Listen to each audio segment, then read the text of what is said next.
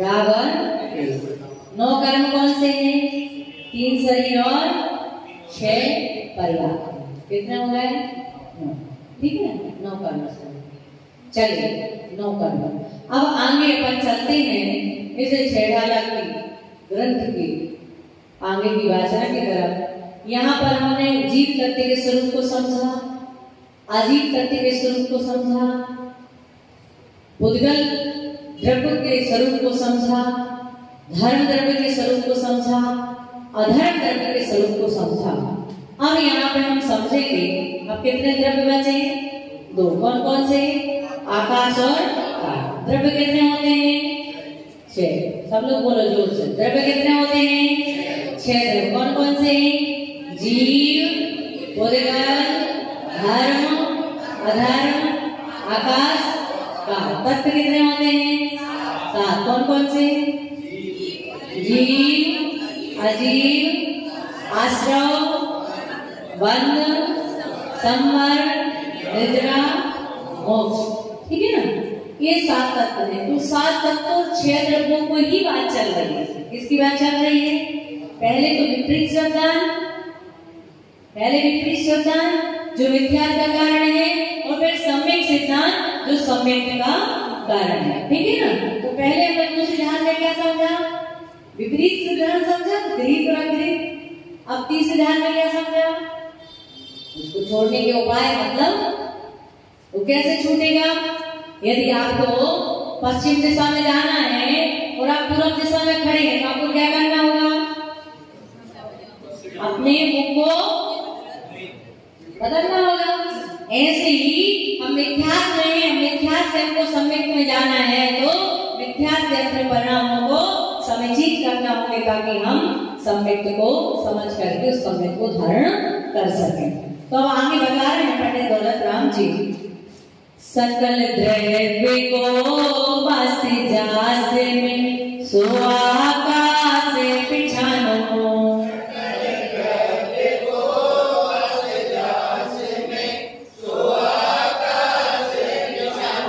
नियत वर्तना निश्चित सोव्यो हरे काल परिमानो।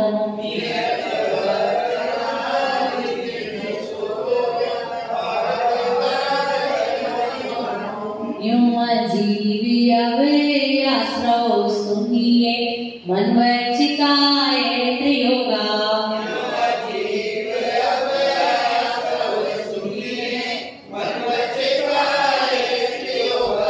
मिथ्याय विरति अरुकसाय परमाद सहित उपयोगा।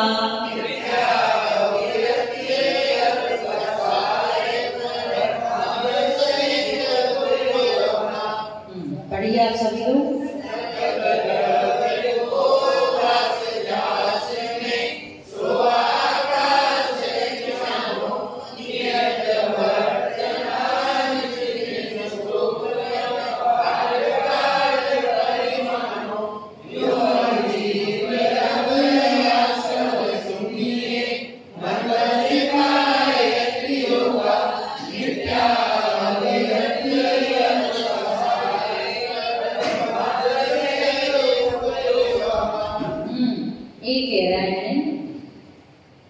आकाश द्रव्य का स्वरूप बताते हुए कह रहे हैं सकल द्रव्य को बास जास में सो आकाश पिछाना।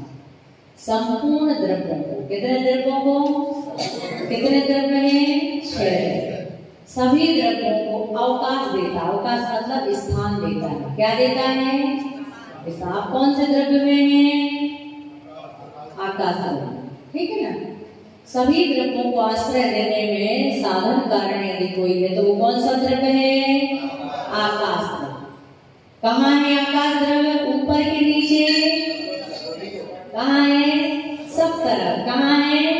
सुई की नोक के बराबर की जगह नहीं जहाँ पे आकाश द्रव्य का निवास ना। ठीक है ना, तो सारे द्रव्यों को आश्रय देने में सहायक यदि कोई है तो वो कौन है? तो देखना, सकल मतलब संपूर्ण, द्रव्य मतलब द्रव्य, जो 6 द्रव्य हो उनको बास मतलब आवास, बास मतलब आवास। जास में, उनको आवाज देने में समर्थ जो है सो आकाश, वह आकाश द्रव्य है।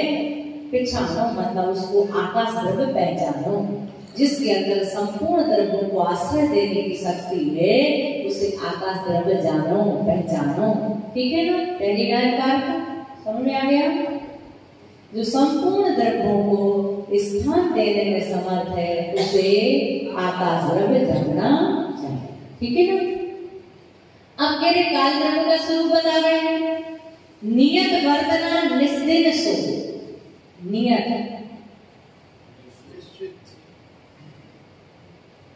व्यवहार काल परिमाण। नियत मतलब निश्चित, निश्चय। वर्तना मतलब परिणमन करना, निश्चय से जिसका परिणमन करना स्वभाव। कैसा है? बदलना। नियत वर्तना निस्दिन। निस मतलब रात्रि और दिन मतलब दिन। जो निश्चय से रात्रि और दिन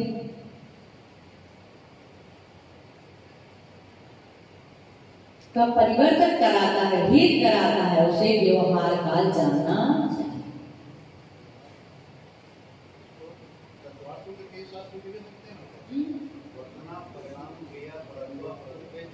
हाँ बिल्कुल, वो भी काल द्रव्य का स्वरूप है, जिसका वर्तन करना,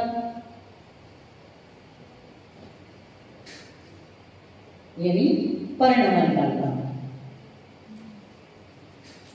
दो, एक तो नियत मतलब निश्चय, और दिन और रात्रि का जो भेद है वो क्या है? घड़ी, घंटा, मास, पक्ष आदि के जो भेद है वो किसके भेद है? काल के, व्यवहार काल के भेद। किसके भेद है? व्यवहार काल। वर्तन करना ये निश्चय काल है, परिवर्तन ये क्या है? निश्चय काल है। दिन रात, पक्ष, घड़ी, घंटा, मास, वर्ष, ये सब क्या है? व्यवहार।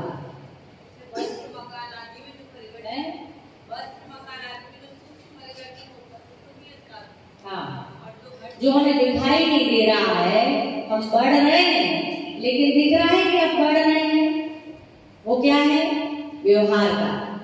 और जो हमें घड़ी, घंटा, मास, रात्रि, पक्ष आदि जो दिख रहा है वो क्या है? व्यवहार। ठीक है ना? तो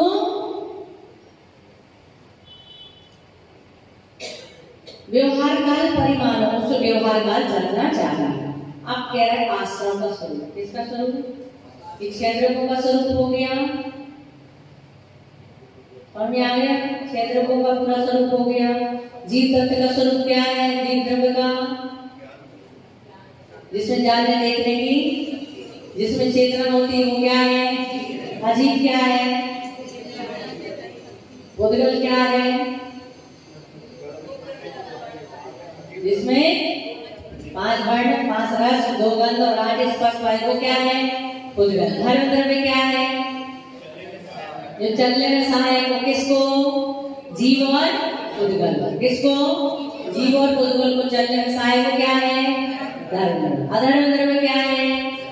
जो जीव और बुद्धगल को ठहरने में सहायक हो क्या है? अधर्म द्रव्य। ठीक है ना? अब अधर्म द्रव्य के बाद क्या आया? आकाश। आकाश द्रव्य किसे कहते हैं? जो सबको स्थान देता है, निवास देता है, वो क्या है? आकाश द्रव्य। काल द्रव्य क्या है? परिणमन करना, घड़ी, घंटा, मास, पक्ष आदि का भेद कराना, ये क्या है? काल द्रव्य। ठीक है ना? समझ में आ गई इतनी बात? ये 6 द्रव्यों का स्वरूप हमने यहाँ पे जान लिया। तो 7 तत्वों में एक तो हो गया जीव तत्व। जीव तत्व का हमने स्वरूप समझ लिया, समझ लिया कि नहीं? द्रव्य में भी जीव है और तत्व में भी जीव है। तो जो द्रव्य का स्वरूप है वही जीव तत्व का स्वरूप है, क्योंकि जीव तो एक ही है, अलग अलग नहीं है। फिर आया उसमें अजीव द्रव्य का स्वरूप को हमने समझ लिया, जिसको हम उद्गल भी कह सकते हैं, और उद्गल के स्वरूप को अलग से भी समझ लिया और अजीव आदि तत्व को भी समझ लिया। आप कौन सा तत्व बचा? आश्रम, वंद, संवर, निद्रा और मोक्ष। ठीक है ना? कितने तत्व बचे? 5 बचे। तो यहाँ पे पंडित दौलत राम जी कह रहे हैं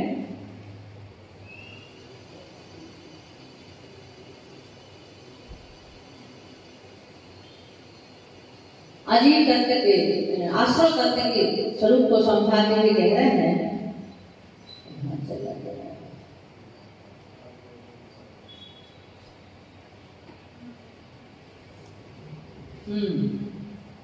पढ़िएगा हाँ, यूं अजीब अब आश्रय सुनिए। क्या कह रहे हैं? यूं अजीब अब आश्रय सुनिए। पंडित दौलत राम जी कह रहे हैं कि अब जो 7 तत्वों के स्वरूप में अब आश्रय तत्व के स्वरूप को कहेंगे, वो भी कैसा है आश्रय तत्व? जीव है कि अजीब? कैसा है? अजीब है ना? अजीब है, अजीब है। सारे तत्वों में सिर्फ जीव तत्व ही जीव है, बाकी सब क्या है ना? तो जो अजीब अब आश्रय सुनिए। अब आश्रय के स्वरूप को सुनो। मनवच काय प्रयोगा, मनवच काय प्रयोगा। कैसे सुनना है? मन से, वचन से और काय से। अभी तक तो हमने द्रव्यों के स्वरूप को सुना, अब तत्व के स्वरूप को सुनना है। तो अब तत्व के स्वरूप को सुनने में मन, वचन और काय तीनों को एक करके सुनो। सुनो। मिथ्या आविरत अरुण कसाय परमान सहित उपयोग। मिथ्या, आविरति और कसाय। आश्रय किससे आते हैं? मिथ्या के कारण। किसके कारण आते हैं आश्रय? मिथ्या के कारण। आविरति, आश्रय किससे होता है? व्रतों के पालन नहीं करने से। अविरति, अविरति मतलब व्रत से रहे। कितने होते हैं यहाँ पे? 12 व्रत के 12 व्रत 12 व्रत भी होते हैं। और कौन से? 5 मिथ्या। हाँ बोलो आप। हाँ, सत्ताई जीवों की रक्षा नहीं करना, 5 इंद्रिय और मन को क्या नहीं करना? बस नहीं करना। तो 6 काय और 5 इंद्रिय और 1 मन, तो कितने हो गए? 12। ये 12 अवरत क्या है ना? अरुकसाय, आश्रम के 57 भेद होते हैं। कितने भेद होते हैं? आश्रम है ना, आश्रम के सुनिए स्वरूप को। तो आश्रम के 57 भेद होते हैं। बता दें कौन कौन से? मूल में 5 मिथ्या, 12 व्रत, 25 कसाय और 15 योग।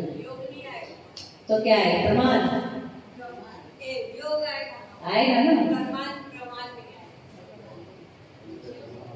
ठीक है ना? तो कितने हो गए?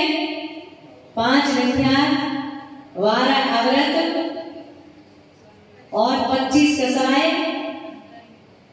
और किसी आचार्य ने 15 योग को भी लिया है, किसी आचार्य ने 15 प्रमाण को भी लिया है। जोड़ लो, कितने हो गए? हो गए 57।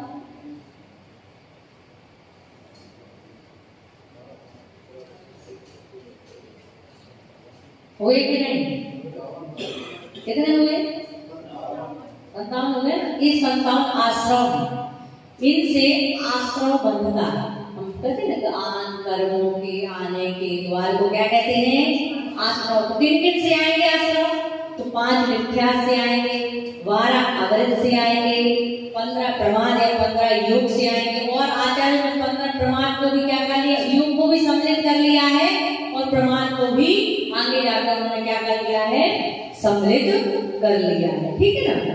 तो 12 अवृत, 25 कसाय। तो 25 कसाय, उन कसाय में जो परिणाम होंगे उनसे क्या होंगे? आश्रव आएंगे। और 15 योग, 15 प्रमाद से भी क्या होंगे? आश्रव। ठीक है ना? ऐसा बात समझ में आ गई? फाइनल। तो ये कह रहे हैं मिथ्या, आवृत्ति, कसाय, प्रमाद सहित उपयोगा।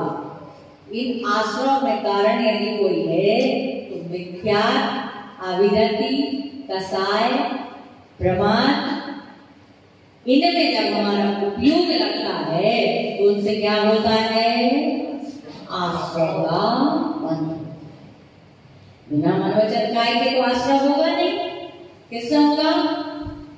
मन से, वचन से, काय से होगा ना। तो इनके द्वारा, इनमें मन से प्रवृत्ति, वचन से प्रवृत्ति, काय में प्रवृत्ति से जो आश्रव होता है, उस जो कर्म आते हैं उनको क्या कहते हैं? आश्रव। पीछे वालों को समझ में आ रहा है? संपूर्ण द्रव्यों को स्थान देने में सहायक है वो कौन सा द्रव्य है? आकाश द्रव्य है। काल द्रव्य क्या है? जो परिणमन कराता है वो कौन सा द्रव्य है? काल द्रव्य है। अब आश्रव तत्व किसे कहते हैं? मिथ्या, अविरति, कसाय, प्रमाण, योग के द्वारा जो कर्मों का आगमन होता है उसे क्या कहते हैं? आश्रव। ठीक है ना? उपयोगा, उनमें उपयोग होता है उनसे, वचन से, काय। ठीक है ना? बात समझ में आ गई सबको? बताओ किस किस को आ रहा है? परमाद सहित उपयोगा। सब में परिभाषा, जिसकी जो परिभाषा है, जहाँ पे 6 द्रव्य 7 तत्व के स्वरूप की व्याख्या चलेगी वहां पे वही व्याख्या चलेगी। बस ये है कि किसी में सूत्र रूप में है, किसी में गाथा रूप में, किसी में छंद रूप में है, लेकिन परिभाषा तो सबकी एक सी ही रहेगी। जीव जीवाश्रव बंध संबंध निर्जा मोक्षास्तत्वम। ठीक है ना? अर्थ आया, व्याख्या आई। सूत्र की बात होती है तो तत्वार्थ सूत्र के हिसाब से परिभाषाएं थोड़ी सी भिन्न रहती है। देखो क्या होता है कि जो जितना बड़ा ग्रंथ होगा उस ग्रंथ के अनुसार क्या हो जाएगा। जैसे आप जब छोटे थे ना तो आपकी मम्मी आपको छोटा लड्डू दे दी, जब बड़े हो गए तो आपकी मम्मी कैसे देने लगी? आपको बड़ा लड्डू देने लगी। ऐसे ही होता ना? तो ऐसे ही आचार्य ने जब कम बुद्धि हमारी होती है तो छोटी परिभाषा में समझाते हैं, जब आपकी बुद्धि प्रखर हो जाती है तो फिर उस परिभाषा को और बड़ी से स्तर पर उसको समझा देते हैं। ठीक है ना? हाँ, ठीक है ना? ये समझ में आ गई? कौन बता रहे इसका आंसर? लेकिन हम इतने अज्ञानी थे, मम्मी जब छोटा लड्डू देती थी तब कहते थे बड़े भैया को तो बढ़ा दिया और हमको छोटा दिया बड़ा। हमको मम्मी को पता नहीं तुम कितना बचा पाओगे, 10 लग जाए दिक्कत हो जाएगी, है ना? ऐसा। चलिए, कौन बता रहे इसका? अध्यक्ष जी बताओ, सच्ची तो बताओ।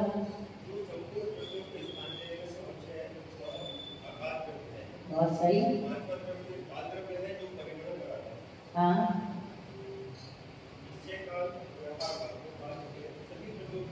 काल द्रव्य के 2 भेद हैं। बहुत सही।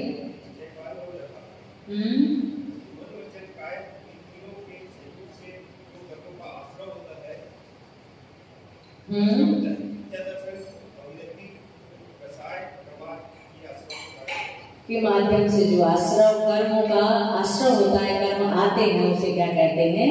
आश्रव। बहुत सुंदर, जोरदार तालियां।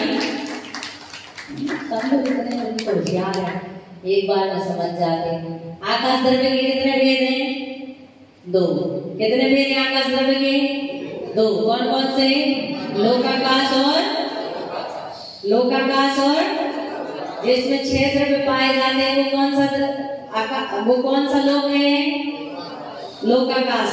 आकाश द्रव्य के दो भेद है, ठीक है ना, लोकाकाश और, ठीक है ना। जिसमें 6 द्रव्य पाए जाते हैं वो क्या है, लोकाकाश। जिसमें मात्र एक द्रव्य पाया जाता है वो कौन सा एक द्रव्य पाया जाता है, आकाश द्रव्य, ठीक है ना।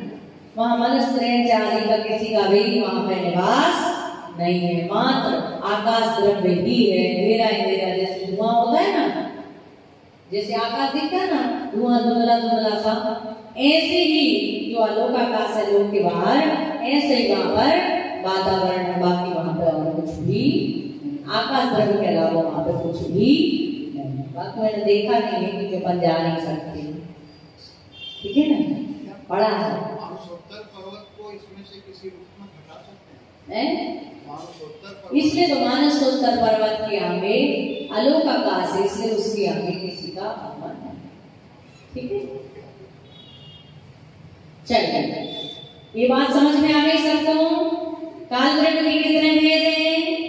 2, एक तो निश्चय काल और दूसरा व्यवहार काल। निश्चय काल किसे कहते हैं? हाँ, वर्तन करना, वर्तन जिसका लक्षण है उसे क्या कहते हैं, निश्चय काल। और व्यवहार काल, घड़ी घंटा मास पक्ष आदि का व्यवहार करता है उसे क्या कहते हैं, ठीक है ना। आप जहां बैठे हैं वहां कितने द्रव्य हैं आपके साथ? कितने द्रव्य हैं? 6 के 4 5 कितने? कैसे 6? कैसे बताइए प्रमाण भैया, कैसे है 6? जीव, ये पुद्गल जो है शरीर है वो क्या है, पुद्गल, जीव पुद्गल। फिर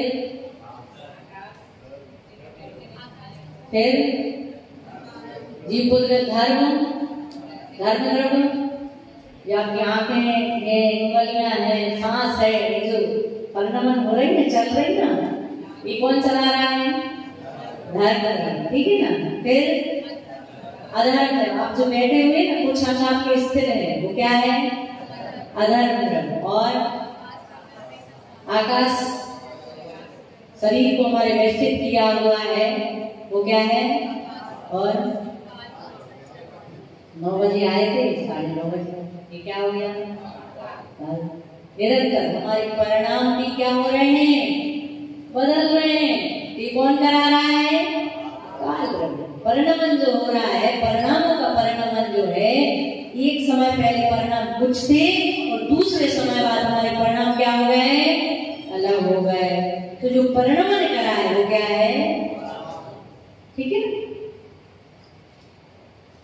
समय की बलिहारी है, कभी हम थे, कभी आप हैं, कभी सास थी बहू तो कभी बहू सास। चलिए, ये बात आपको समझ में आ गई थी।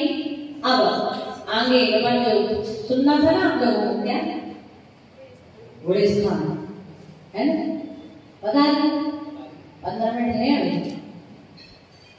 कितने होते हैं गुलिस्तान? सबसे पहले तो ये देखना है गुलिस्तान कितने होते हैं, 14। कौन कौन से लिख लो आप लोग। मिथ्या, आपकी पुस्तक में नहीं क्या, उसमें लिखे हैं मिथ्या, साधन, मिश्रण। पहला मिथ्या, दूसरा साधन, तीसरा मिश्रण, चौथा अविरत, अविरत सम्यक दृष्टि, अविरत भी लिख सकते हैं, अविरत सम्यक दृष्टि। पांचवा देशरत,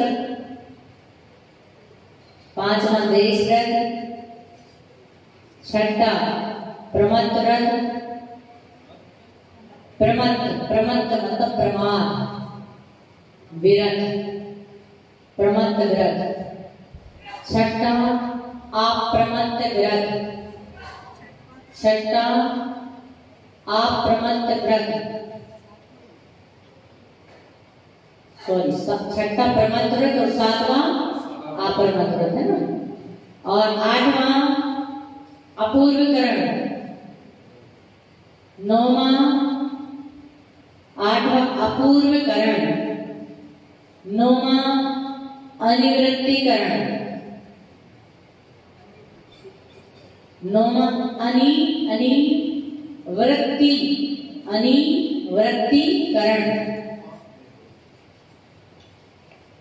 10वां सुख संप्राय, 10वां 9वां लिखिएगा अनिवृत्तीकरण, अनिवृत्तीकरण,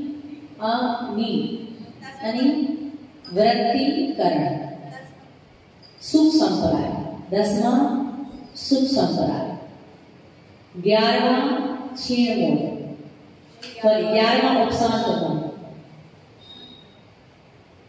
10वां सुख संप्राय, 11वां उपशांत मोह, 12वां क्षीण मोह, 11वां उपशांत मोह, उपशांत मोह, 12वां क्षीण मोह और 13वां संयोग के लिए और 14वां अयोग्य।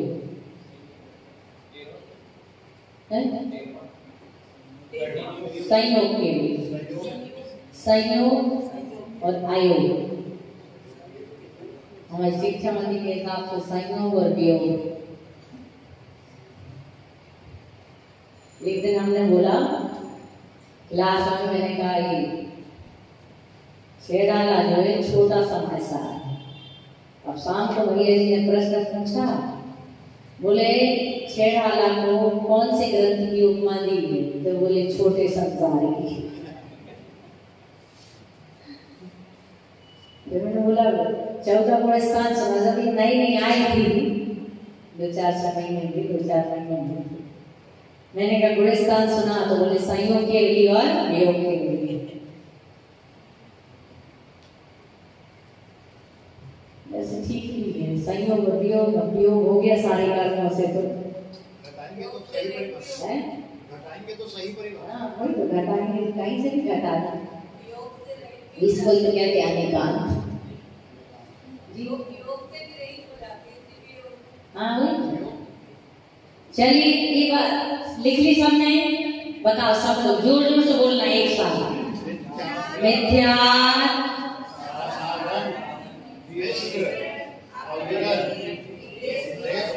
आप लोग इतने सारे, यहाँ के लोगों की आवाज आई, यहाँ की आई नहीं रही, लोग समझेंगे कि इतने से लोग पढ़ रहे हैं। कम से कम आवाज तो जोर से बोलो, सुनाई तो दे। बोलो फिर से बोलो, मिथ्या,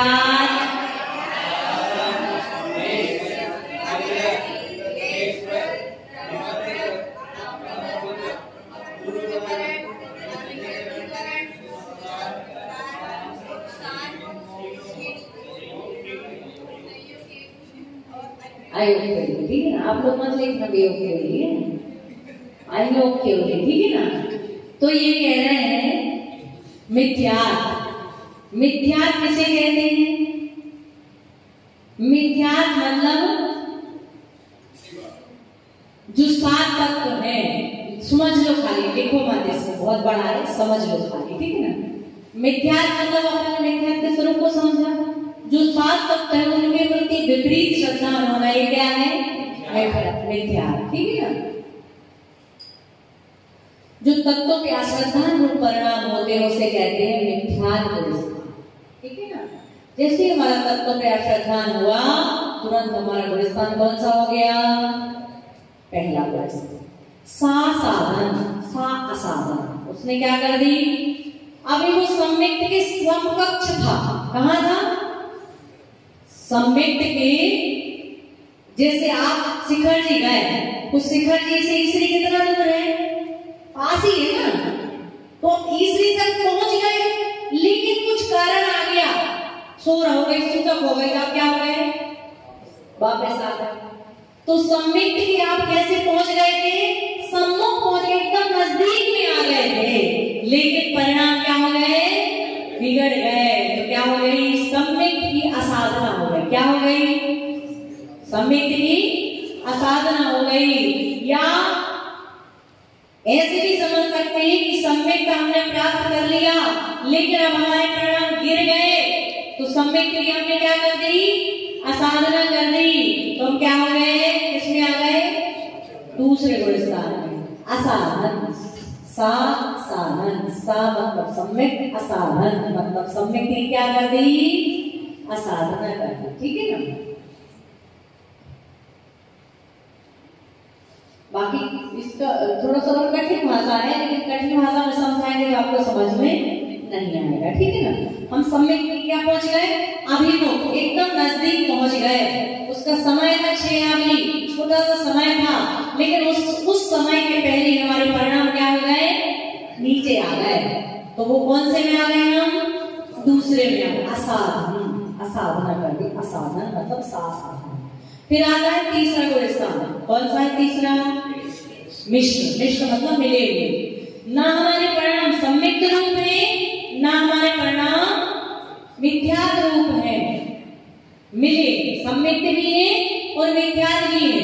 यहाँ भगवान महावीर के भी दर्शन करने के परिणाम है, 7 तत्वों पर श्रद्धा है और कुदेवों पर भी क्या है, श्रद्धा है। तो क्या हो गया हमारा, ना हम सम्यक दृष्टि है, ना स्त्री है, ना पुरुष, तो वो कौन बन जाता है, समझ गए ना। हाँ, तो ऐसे ही न सम्यक में है उसकी गिनती, न मिथ्यात्व में है, उसको क्या कहेंगे, मिश्र मतलब मिला हुआ, मिले हुए परिणाम। अब आता है कौन सा जी, अब कौन सा है, अविरति। अब अविरति गुण स्थान है। अब यहाँ पे क्या हुआ कि हम व्रती तो नहीं है लेकिन श्रद्धा नहीं है। कैसे है, सम्यक दृष्टि। सम्यक दृष्टि कौन, जिसने 7 प्रकृतियों का क्षय उपशम कर दिया है।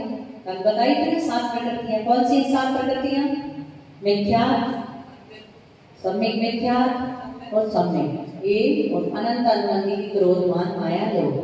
इतना ज्यादा अपने को समझने की जरूरत नहीं, इतना ही समझना है कि व्रती नहीं है लेकिन कैसे है, सम्यक दृष्टि। कैसे है, सम्यक दृष्टि है। निरसाल रूप में हमारा श्रद्धा पूरा है, व्रतों के ऊपर श्रद्धा पूरा है, लेकिन अभी मेरी समर्थ नहीं है इसलिए मैं व्रत ले नहीं सकता हूँ। समझ गए आप, व्रत नहीं ले सकता हूँ, तो वो कौन सा गुण स्थान बनेगा हमारा, चौथा गुण स्थान। ठीक है ना। अब आता है 20 व्रत गुण स्थान। कैसा, हम एक देश व्रती हैं। कितने व्रती हैं हम, एक देश। पूरा हमारा त्याग नहीं है, झूठ का पूरा त्याग नहीं है, चोरी का पूरा त्याग नहीं है, घर का पूरा त्याग नहीं है ना। लेकिन हमने क्या बना रखी है, सीमा बना रखी, हर चीज की परिग्रह की, हर चीज की क्या कर रखी है, सीमा बना ली है। देश व्रती यानी कि व्रती बन गया। क्या हो गए, सम्यक दृष्टि के साथ हम क्या हो गए, हमारी पोस्ट और कैसी बढ़ गई, व्रती हो गए। हम प्रतिमाएं ले ली, 12 व्रतों का हमने क्या करने लगे, पालन करने लगे। कौन कौन से 12 व्रत,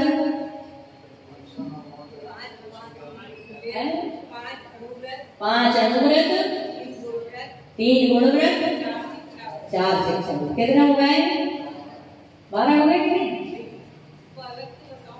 हाँ, अलग से और बताओ,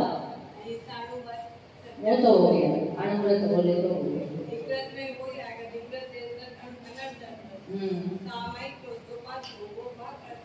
व्रती है आप, कितनी प्रतिमाएं हैं, 5 प्रतिमाएं। ठीक है ना। अब 5 प्रतिमा में 4 शिक्षा व्रत भी आते हैं। ठीक है ना। 5 अनुव्रत, 3 गुण व्रत और 4 शिक्षा व्रत। शिक्षा व्रत कौन कौन से हैं, अतिथि संविभाग की परिभाषा हूँ, क्यों नहीं कर रहे हैं, आपके नगर में साधु हैं, अतिथि संविभाग का पालन होना चाहिए। अतिथि संविभाग का मतलब होता है संविभाग, हमने जो अपने लिए बनाया है उसका विभाग करना, उसको विभाग करके जो हमारे अतिथि मतलब गुरु हैं उनको अपने जो भोजन बनाया उसमें से संविभाग, सम मतलब आधा हिस्सा, क्या करना, आधा हिस्सा, कम से कम आधा नहीं तो एक केला तो लेके एक गिलास तो हम क्या कर सकते हैं चला ही सकते हैं, तब जाकर के आपका अतिथि संविधान व्रत पूरा। नगर में साधु नहीं तो बेला डाल करके आहार भोजन ग्रहण करते हैं। हाँ, जब कब कब कब जब गुरु हमारे नगर में ना हो। ऐसा कहा है, यहाँ आएगा था मुनि को भोजन दे फिर निज करी आहार। किसको आहार दे करके? पहले मुनियों को और उसके बाद में स्वयं निज करे, फिर अपना भोजन ग्रहण करना चाहिए। ठीक है ना? बैठ जाओ। कोई बात नहीं, पास में ही है सब। हाँ, 7 राज्यों ऊपर जाना है, तो 10 कदम पास में है। ठीक है ना? हाँ, मिश्री रखने से कुछ नहीं होगा। मिश्री का स्वाद खाएंगे तभी स्वाद मिश्री का आने वाला है। ऐसा तो ये कौन सा गुणस्थान है? 5वां। एक देश कभी पूरे व्रतों का पालन नहीं, हमारा संपूर्ण व्रत तो पालन कर रहे हैं, लेकिन कितना पालन कर रहे हैं? लघु रूप में, छोटे रूप में हम उसका क्या कर रहे हैं? पालन कर रहे हैं। तो कौन सा हो गया है व्रत? देश व्रत। कौन सा गुणस्थान है ये? 5वां गुणस्थान। फिर आता प्रमत्त व्रत। कौन सा? व्रती तो है, कैसे है? महाव्रती है, व्रती भी नहीं है। कौन से है? महाव्रती है। लेकिन महाव्रतों में कभी कभी प्रमाद आ जाता है। क्या जाता है? प्रमाद। हमने जो आवश्यक है हमारे सामायिक है, प्रतिक्रमण है, स्वाध्याय है, स्तुति वंदना आदि है, उनमें कभी कभी क्या आ जाता है? प्रमाद आ जाता है। वृत्ति महावृत्ति होने पर भी कभी कभी प्रमाद अवस्था आने पर जो हमारे संयम के भाव होते हैं, वो कौन सा गुणस्थान है? 6वां गुणस्थान।